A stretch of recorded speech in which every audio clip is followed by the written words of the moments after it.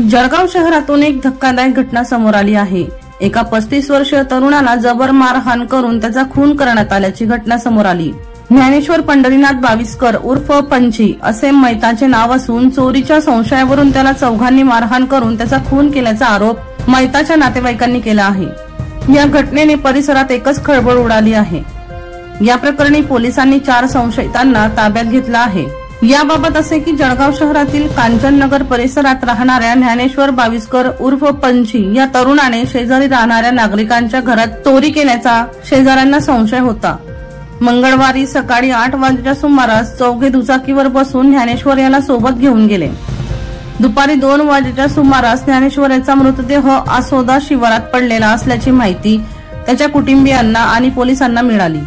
मैताच्या अंगावर चटके दिल्याच्या खुणा असून हात आणि पायाला दुखापत केली असल्याचे दिसून येत आहे। घटनेची माहिती कळताच लागलीच शनीपेठ तालुका पोलीस ठाण्याचे अधिकारी कर्मचारी, उपविभागीय पोलीस अधिकारी संदीप गावित, स्थानिक गुन्हे शाखेचे निरीक्षक किसनराव नजन पाटील यांच्यासह ठसे तज्ञ आणि फॉरेन्सिक टीम घटनास्थळी पोहोचली। पोलिसांनी लागलीच 4 संशयितांना देखील ताब्यात घेत पोलीस ठाण्यात आणले। प्रकाश बोरसे यांचा रिपोर्ट, मानवहित न्यूज, जळगाव।